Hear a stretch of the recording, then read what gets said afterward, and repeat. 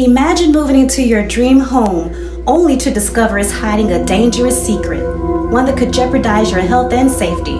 For some homeowners, that dream has turned into a nightmare with invisible threats like radon gas, toxic mold, or contamination from a former meth lab, making them seriously ill and costing them thousands of dollars in medical bills and home renovations. We're all in this house that is making us sick and literally was killing me. If you want to see that dream nursery today, you have to wear a hazmat suit, gloves, and a gas mask. It turns out the Hessel's new home used to contain a meth lab so contaminated, the Hessels won't step foot in it. Our homes are supposed to be our safe places, but one East Valley family says their home is anything but safe, and it actually poisoned them. So they say they moved into a home contaminated with drugs without even knowing it. 2 Action News investigates. A Cherokee County house is empty today. The family who bought it can't live in it because it's toxic. Tests show the house has a meth lab legacy. The home sits vacant and tainted. Next-door neighbor Kimberly Partain warned them about the frequent noxious odors. Whatever it was, it would burn your nose and your throat and your eyes. Do you feel safe living in this house? No, I would not let any family live inside this. Marnie says she was given 6 months to live, but with targeted therapy, she's beaten the odds. The cancer danger that may be lurking in your home and how. In this video, I'll uncover the hidden dangers that could be lurking in your new home. You'll learn what these dangers are, how they can harm you, and most importantly, how to protect yourself before you buy. I'll even share real-life stories of families whose lives were turned upside down by these hazards and show you how to avoid the same fate. Buying a home is one of the biggest investments you'll ever make. Let's make sure it's a safe one.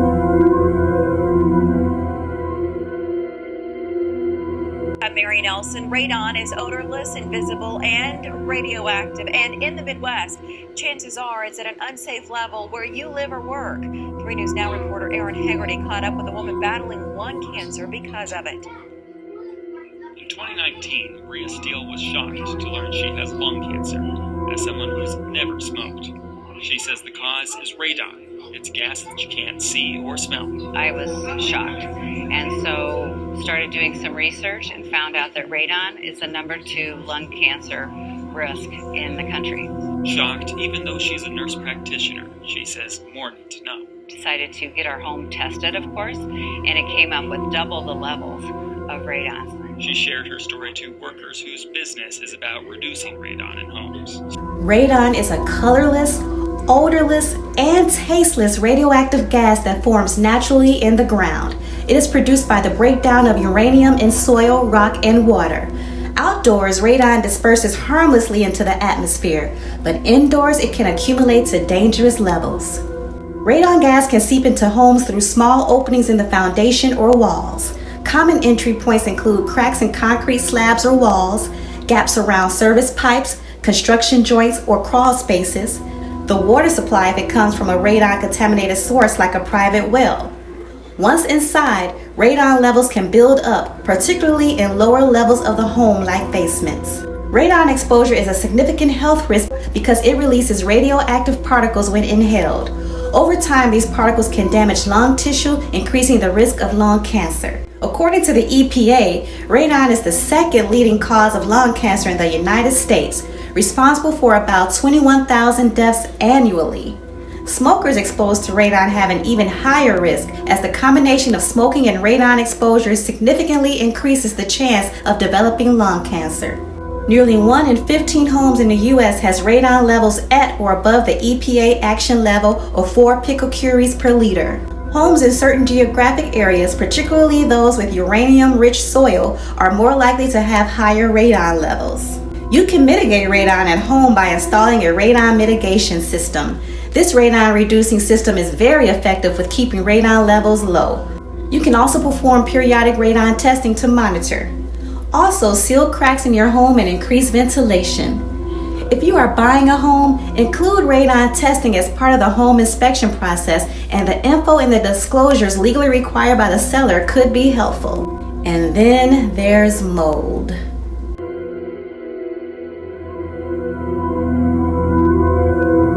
Toxic mold can grow and spread throughout homes. Left unchecked, it can create a disaster of its own. Here's CNBC's Contessa Brewer. A walk in the park is a blessing for the Bear family, who survived a house of horrors. I started getting migraines that I didn't understand. And if I look back, I was telling doctors, I feel like I've been hit by a truck. Christina Bear, an attorney, says she felt all kinds of weird symptoms over the last few years. Rashes, dizziness, forgetfulness. I wasn't super sympathetic. I sort of said, hey, we run hard, we have careers, we have young kids at home. Just deal with it, which was not a great response. But then Christina fainted, and doctors found a tumor. Their children were having tantrums, mood swings, and even developmental delays. Teachers began asking questions about an autism diagnosis for their youngest son. He was melting down for at least an hour a day, every day. The Bears consulted so many doctors and therapists and experts looking for answers. When we started getting these test results back, just the light bulb was going off that, oh, we're all in this house that is making us sick and literally was killing me. Doctors concluded the Bear family was suffering devastating effects of toxic mold, made even worse during the pandemic, working and studying at home. The entire time that the Bears lived here, due to improper flashing around the chimney stack, and so it was leaking water into the wall that no one could see. Experts determined improper construction and a faulty roof repair on the Bears' Austin home led to moisture in the house. That fed the poisonous mold, spores blowing through their vents. After those mold tests, the Bears immediately fled this house, little knowing the financial hell they were about to enter. So far, mold has cost them $1 million and counting. Almost none of those things are covered by insurance. And every year, thousands of Americans find out they're living with toxic mold, often the exposure making them very sick. Experts find it in public housing, in schools, and even in the homes provided to military families. There's no documented safe amount of mold. What is clear is all of these health consequences seem to be an interaction between molds and other things that grow after water damage. The Bears feel fortunate they had the money to move and to get treatment, though it has cost them their life savings. And it could take the rest of their lives to recover physically from years of mold exposure. And so the long-term question that all 6 of us have to wrestle with is, given that we were in this house exposed to this for 8 years, for the twins for their entire lives, what is the long-term impact on our brain? And we just don't know. Mold is a type of fungus that thrives in damp, humid, and poorly ventilated environments. In homes, mold can grow on a variety of surfaces such as walls, ceilings, carpets, and wood. It reproduces by releasing microscopic spores into the air, which can spread throughout the home and trigger health problems. Mold requires moisture to grow, so it often appears in areas affected by water leaks, flooding, condensation, and high humidity. Once mold establishes itself, it can grow rapidly and become difficult to eliminate without professional remediation. As you saw in the video, exposure to mold can cause a range of health issues, especially for people with allergies, asthma, or weakened immune systems. Common symptoms of mold exposure include respiratory problems such as coughing, wheezing, and difficulty breathing, allergic reactions, sneezing, runny nose, and itchy eyes or skin, serious infections, and toxic effects. Certain types of mold, like black mold, can release mycotoxins that may cause neurological and systemic symptoms. About 4.6 million cases of asthma in the U.S. are attributed to mold and damp environments each year, according to the EPA. By addressing water issues and maintaining proper ventilation, you can reduce the risk of mold and protect your family from its harmful effects. You can also hire professional mold remediation services if you have mold in your home. If you are buying a home, conduct a thorough inspection for signs of water damage or musty odors, and you can have a mold-specific inspection if an area of the home is prone to humidity.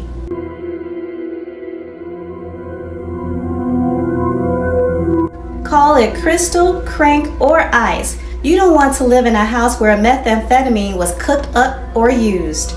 Many Americans, however, unwittingly purchase homes or rent apartments contaminated with this drug's poisonous residue. It was a perfect fit. Really good schools. The parks are beautiful. It's just safe and quiet. Allison and Alex Maselli spent about a year looking for their dream home in Chandler, a place to plant roots with their 3 young children. It was on a cul-de-sac, so it felt like a very safe place for our kids to grow up. They bought the house that used to be a rental in October 2018 and moved in that December. But that's where the dream stops short. Just 3 weeks after we moved in, all 3 of our kids became sick. They started to feel sick too. Problems breathing and other respiratory issues, a mystery illness, until one of their neighbors dropped a bombshell. He said, "You do know that the previous tenant before you moved in died of an overdose." 3 months before the Masellis bought the house, a man died from drugs inside the home. Police seized bag after bag of pills, sticky tar, white crystal substances, numerous smoking devices, even a drug ledger. The Masellis immediately got their home tested for drug residue, and the results came back positive for meth.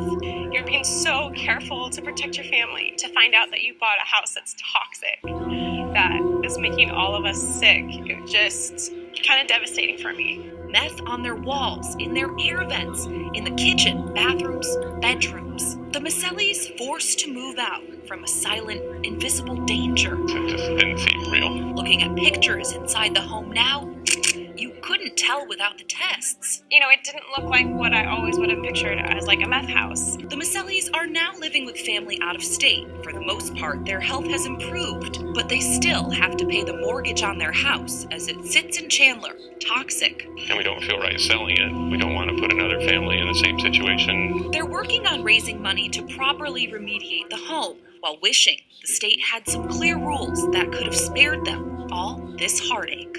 We loved being there, and it's brought us both to tears at times, being in the house. Making meth involves a witch's brew of ordinary household products like acetone, acid, brake cleaner, drain cleaner, iodine, and paint thinner, which are all used to cook cold medicine containing this now highly regulated ingredient, pseudoephedrine, into meth. Home cooking meth spreads toxins to every inch of the room where the meth was cooked and beyond. Nothing escapes contamination. The carpet, walls, furniture, drapes, cabinets, air ducts, and even the air itself becomes toxic. Short-term exposure to these chemicals can lead to headaches, nausea, dizziness, and fatigue. Over a long period, liver and kidney damage, neurological problems, and increased risk of cancer can occur. With national laws passed that now controls and limits the purchase of pseudoephedrine, an ingredient needed to manufacture meth, in addition to manufacturers in Mexico able to produce more potent forms of meth in large quantities, there has been a decline in meth production domestically. This is a quote from the Drug Enforcement Agency's news release. Nearly all of the methamphetamines sold in the United States today is manufactured in Mexico, and it is purer and more potent than in past years. The shift to Mexican-manufactured methamphetamine is evidenced by the dramatic decline in domestic clandestine lab seizures. In 2023, DEA's El Paso Intelligence Center documented 60 domestic methamphetamine clandestine lab seizures, which is a stark comparison to 2004, when 23,700 clandestine methamphetamine labs were seized in the United States. Even though there has been a decline in domestic meth production and seizures of meth labs, it's important to note that this is a decline only in seizures. So there may be homes still used as places to manufacture meth, homes that were never uncovered as being a meth house, and these homes could be contaminated. Also, homes not properly remediated after being discovered as being a meth house can pose a problem to those who live in it afterwards. And it's not a rural problem. Homes in various locations and in all price points have and can be used for meth use and/or production. Cleaning a former meth lab can be costly and is sometimes impossible without major renovations. So what can you do to make sure you're not buying a contaminated home? Just like checking a box to indicate if there's lead or radon on a property, homeowners must disclose whether meth has been manufactured there. Just over half of the states have similar disclosure laws. But of course, they depend on the seller's honesty and knowledge of the home's past. Another thing you can do is hire specialized inspectors to test for contamination. Ask neighbors if they are aware of past drug use, drug activities, or smells coming from the property. Check crime records with the local police department. Some states may have a public online database which lists contaminated houses, and those properties are removed from the list only after they've been cleaned by a qualified company. See if such a database exists in the state you're buying the home in. The Drug Enforcement Administration keeps a national registry that logs the location of known contaminated homes as reported by law enforcement. It's completely voluntary for law enforcement to add info to this registry. Many meth houses are never uncovered. Hidden dangers like radon, mold, and contamination from former meth labs are serious threats that every home buyer should be aware of. While they may be invisible, their impact on your health and safety is very real. The good news is that with the right knowledge and preparation, you can protect yourself and your family. Always invest in thorough inspections, ask the right questions about the property's history, and bring in professionals to test for these dangers when necessary. A little caution up front can save you costly mistakes and potentially life-altering consequences down the road. If you found this video helpful, please share it with others who might be looking to buy a home. Don't forget to subscribe for more tips and insights to help you make informed real estate decisions. Together, we can make sure your dream home stays safe and a happy place.